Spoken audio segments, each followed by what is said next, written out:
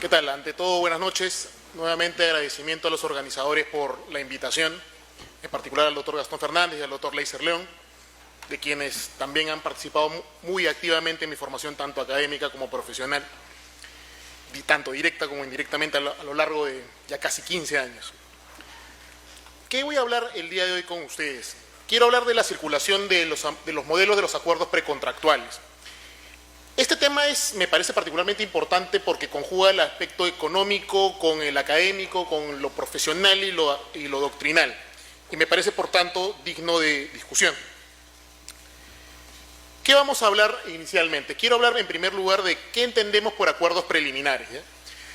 Quiero dividir la lógica de manera muy sencilla. Hay una lógica restringida y una lógica amplia de lo que se entiende por acuerdo preliminar. En la lógica restringida se puede entender que son solamente aquellos acuerdos legalmente vinculantes que, de acuerdo con la ley aplicable, las partes utilizan para sintetizar en todo o en parte acuerdos sobre las condiciones de un futuro contrato. Si se dan cuenta, esta lógica de un acuerdo o de sentido restringido de acuerdo preliminar se generaría una sinonimia con los contratos preparatorios.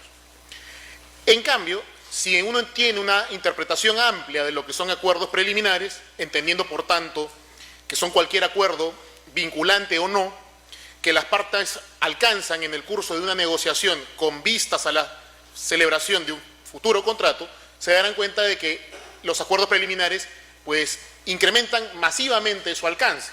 Podrían ser tantos contratos preparatorios como aquellos otros tipos de acuerdo que las partes justamente emprendan en sus tratos preliminares para lograr eventualmente un futuro contrato.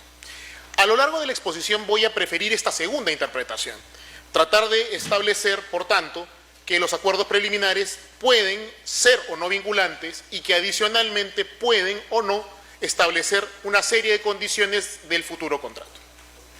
Naturalmente, al asumir esta segunda posición, estoy asumiendo también que estamos dentro del marco de lo que se llama formación progresiva del contrato y no estoy todavía discutiendo si es que el régimen del acuerdo definitivo o parcial está dentro de lo que se denomina el régimen de acuerdo total o el régimen de acuerdo parcial. No me interesa todavía discutir ese punto y por lo tanto lo dejaré a un lado. Entonces, vayamos con una pregunta más interesante. ¿Qué propósito cumplen los acuerdos preliminares? Para entender si es que el esquema que actualmente rige en nuestro país cumple con los objetivos que en teoría debería estar llamado a cumplir. Desde mi punto de vista, por lo menos, considero que los acuerdos preliminares, entendido en esta segunda variante ya mencionada, cumple por lo menos 4 funciones diferentes. La primera es definir la existencia o no de vinculatoriedad en la negociación emprendida entre las partes.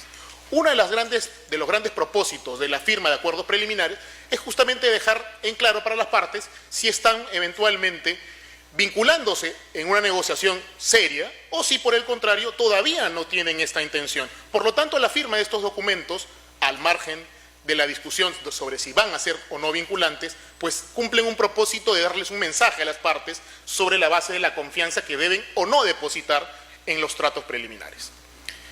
En segundo lugar, también define el grado de libertad con el cual gozan las partes, tanto si el acuerdo resulta o no vinculante nuevamente, porque podría eventualmente haberse suscrito un acuerdo preparatorio en el cual las partes expresamente están señalando que están dentro de lo que se llama dentro de una negociación competitiva, vale decir donde hay una multiplicidad de negociantes con los cuales eventualmente se suscribirá el contrato definitivo. Esto es, por lo tanto, más o menos ordinario, justamente en las negociaciones de carácter corporativo, donde uno de los tratantes o varios de los tratantes están planteándole al eventual, por ejemplo, empresa a la cual se pretende adquirir la posibilidad de decirle si van a ser los únicos oferentes o si esa empresa destinataria tiene la intención de buscar múltiples ofertas de diferentes contrapartes.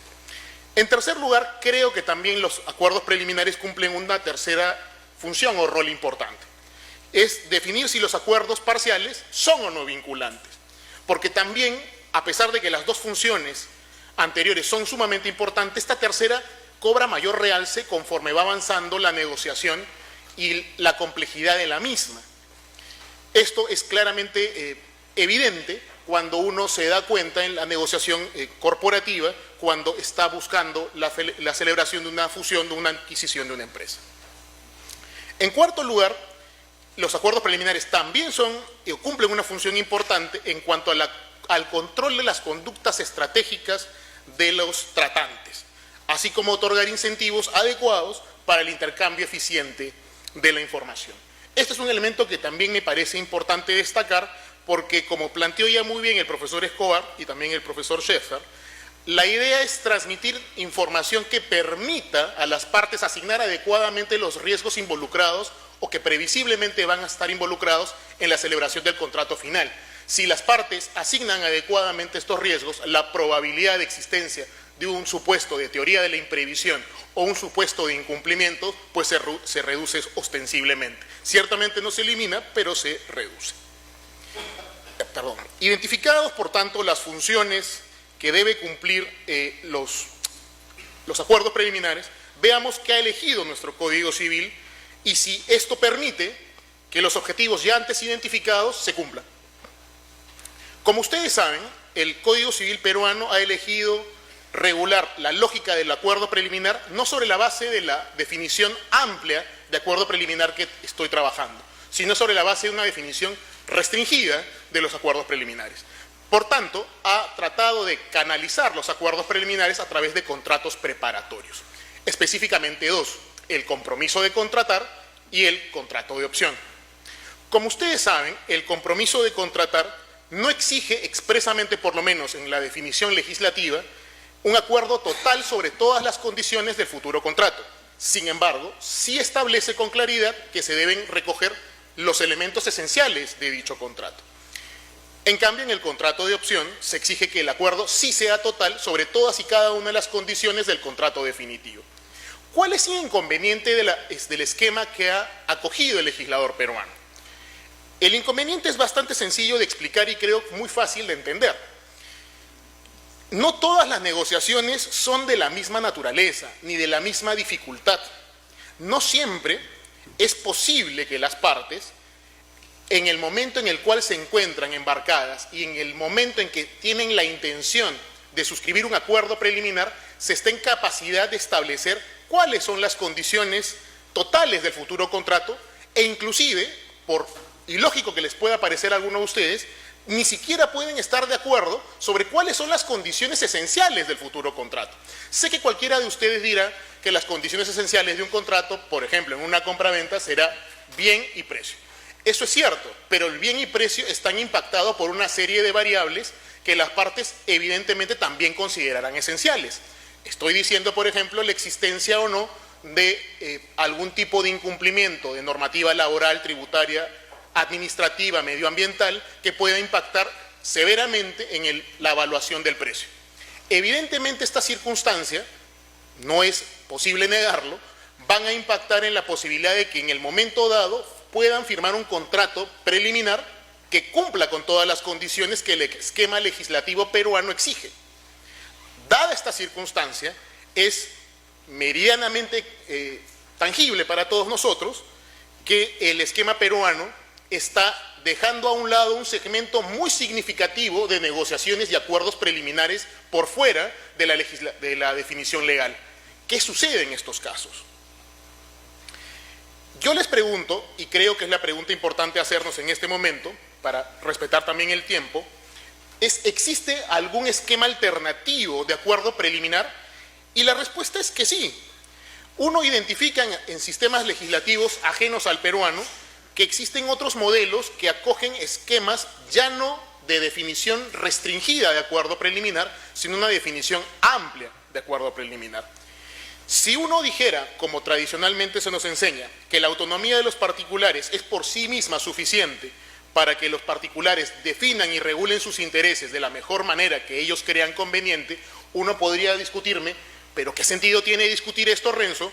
Basta simplemente que las partes, en ejercicio de su autonomía, eligen el esquema que mejor les plazca.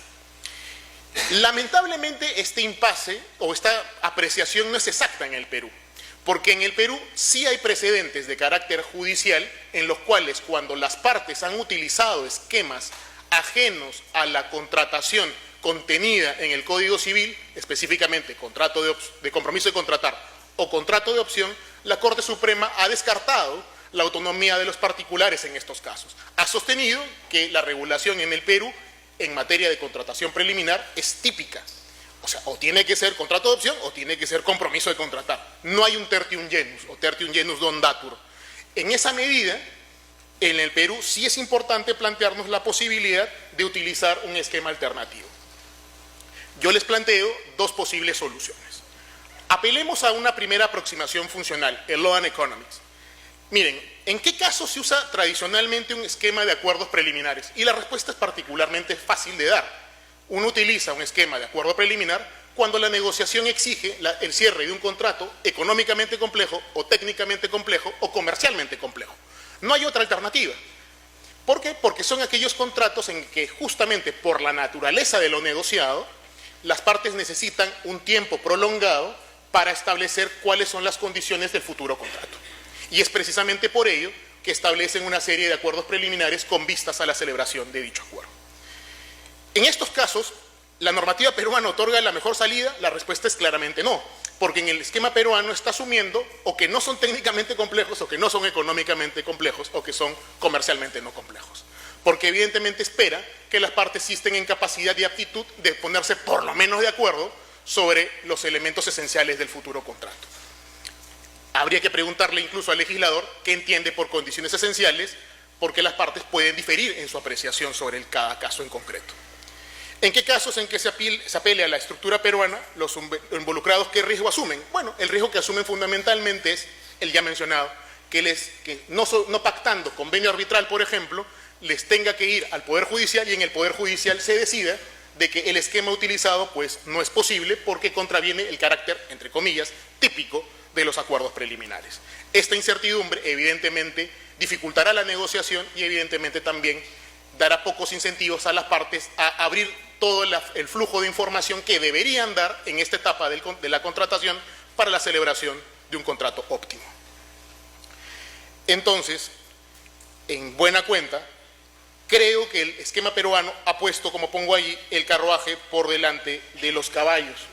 No ha entendido el esquema de lo que está regulando y lamentablemente está complicando la negociación de las partes involucradas. ¿Cuál es el segundo modelo o aproximación funcional que les propongo? El análisis de derecho comparado.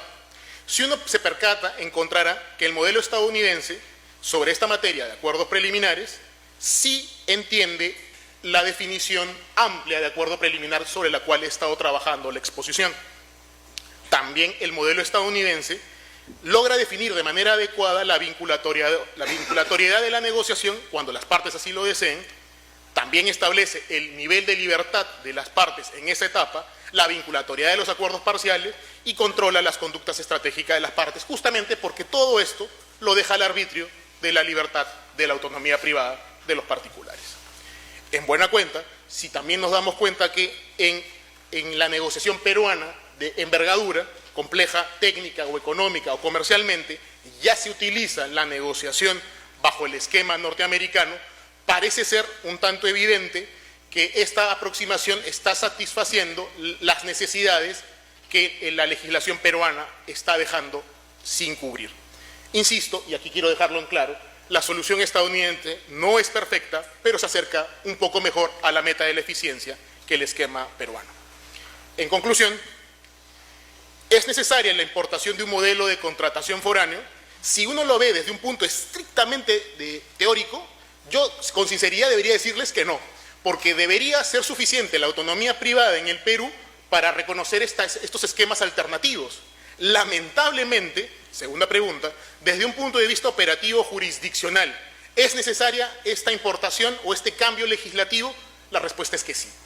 ¿Por qué? Porque lamentablemente el esquema o la percepción con el cual maneja nuestra judicatura está generando este inconveniente. Y aquí tengo que añadir algo más, por eso he puesto jurisdiccional, porque no solamente es en el caso del Poder Judicial, también está pasando con otros carices a nivel arbitral.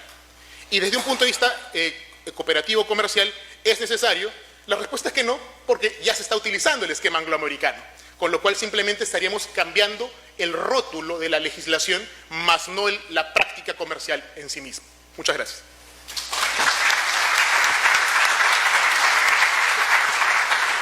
Muchas gracias, profesor Saavedra. Y last but not least,